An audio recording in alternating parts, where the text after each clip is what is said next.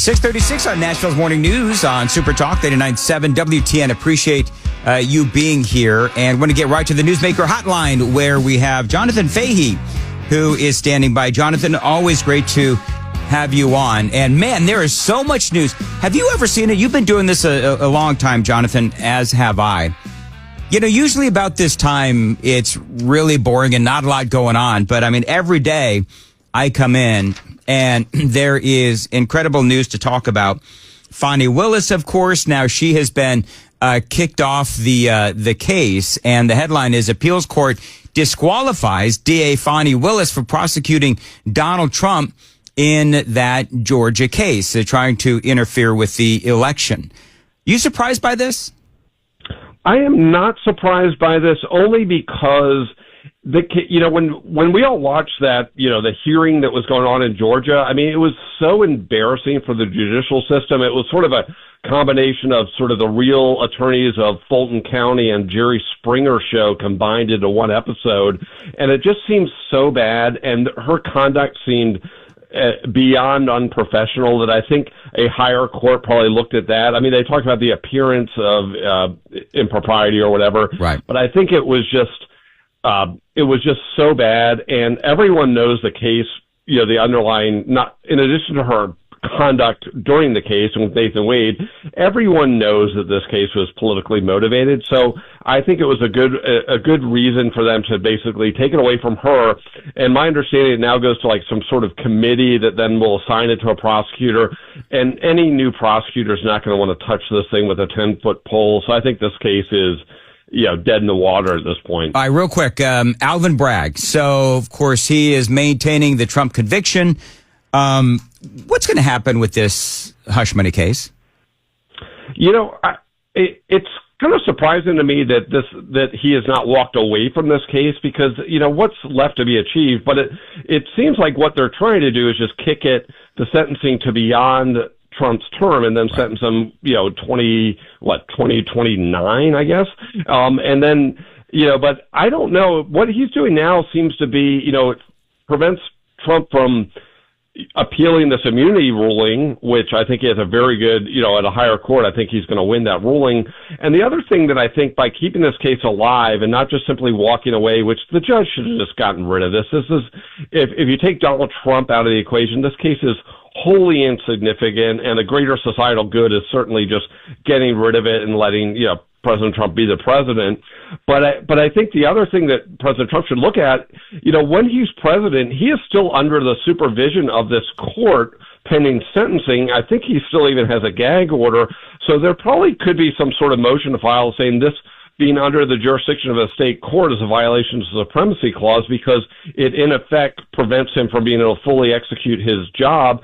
And the other thing is, one last point, typically when a defendant's sentenced, the court will look at, things like their prior conviction, the conduct at hand, but they also look at personal characteristics of a defendant. So this judge theoretically can look at, when he sentences him in, 4.5 years or whatever it would be, conduct that President Trump did when he was president, and use that against him. So this prevents him, in theory, from being able to fully execute his job. So the whole thing is a travesty. It's an embarrassment. Democrats will not defend this case anymore, if you've noticed. Like they're ashamed of this one. They'll mildly defend some of the Jack Smith ones, but I haven't heard anyone defending this case. And I think the greater good is dump this.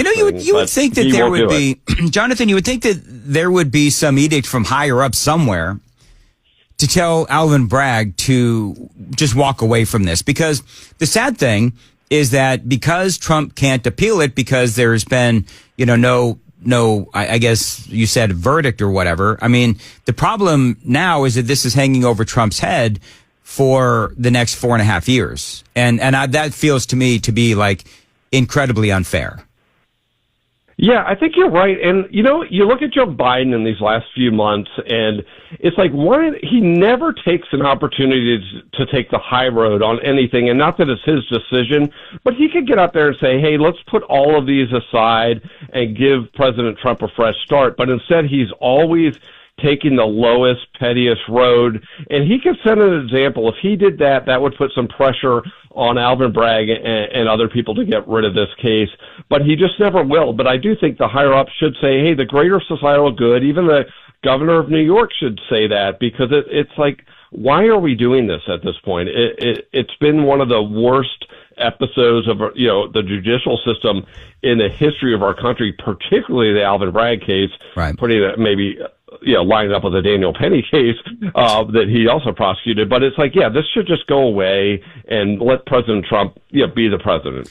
One of the things, and they may be sharpening their knives for another tactic. I mean, that's once January 20th happens, my worry is what other lawfare are they going to try to go after Donald Trump for? Because I don't think that the lawfare is going to end. I think that it's only just the beginning. So, but we'll have to see what happens.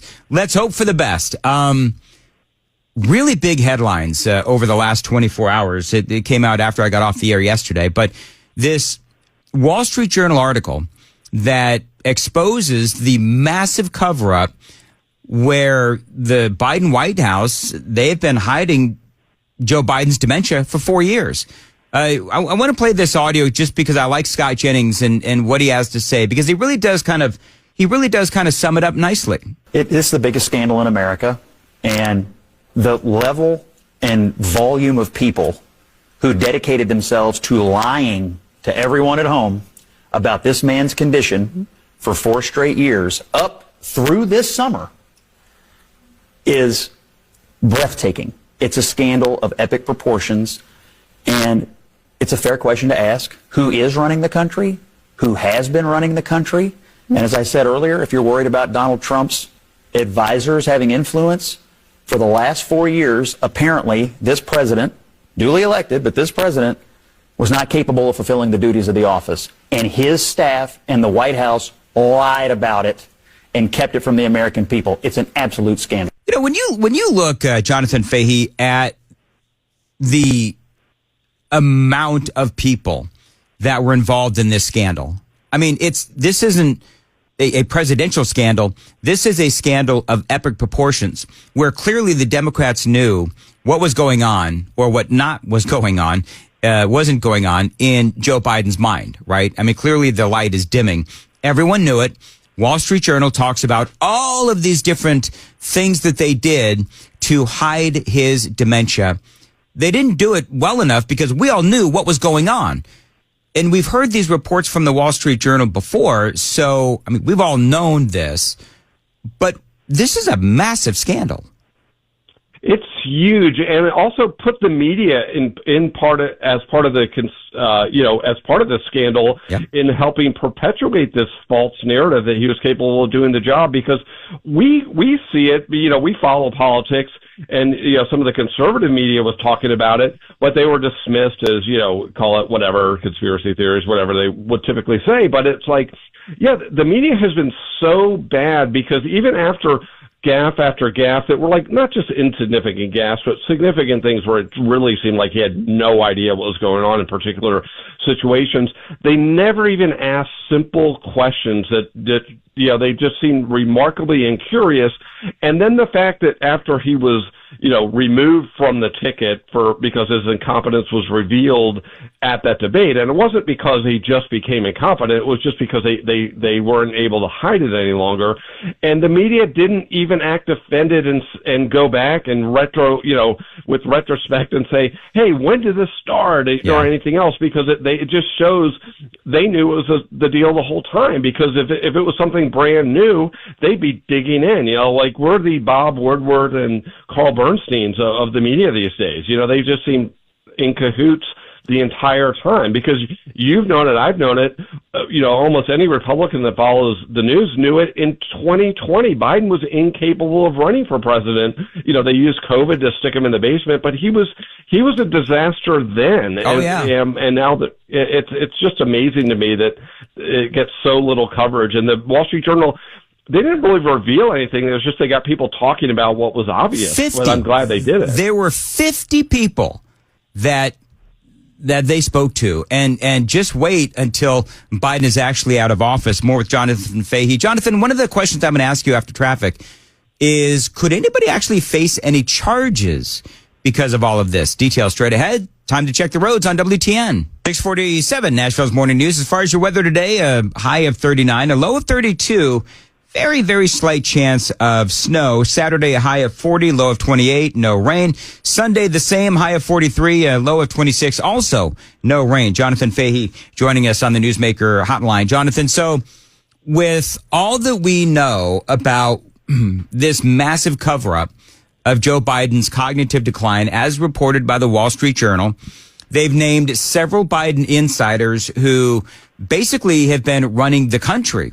I'm sure that this has been an open secret in Washington, D.C., but is there anybody who could face charges because of this? That's an interesting question, because this is really a massive fraud that was perpetuated on the American people for 4 years, and all of these people were in on it. All of them were perpetually lying to the American people, and it was funny, like every time their lies got revealed, whether it was the Robert Hur report or other things, like, how they acted like Robert Hur was the one lying about Joe Biden. Right. It's like, all they did was lie and promote this false narrative. And I have the same question as you, is like, who was actually the decision maker? Because I've always had the impression he just sat at a desk and people handed him stuff to sign and he had no idea what he was signing. That was the impression I've had from the outside. I don't even, all I can see is the news, but he just doesn't seem capable of comprehending anything, of discussing anything in a meaningful way. And anytime, we'd see over the years that he would get even a slightly tough question, he'd just lash out in anger. Yeah. And it was just like, this was so bizarre how bad it's been. And this idea that, people had to even still act like he's legitimately the president when, look at all the stuff with the budget going on now. It's not even like he's pretending to be the president. This should be something he's where MIA. his leadership is needed. Yeah, he's missing. And by the way, the people, his advisors, Bruce Reed, Steve Ricchetti, and Mike Donilon. So at the very least, I hope that there is, and maybe this is fodder for a later conversation, but this certainly is something, and I've got Tim Burchett going to be on at 7:35. So this is worthy of an investigation, is it not? At the very least, to find out who knew what when?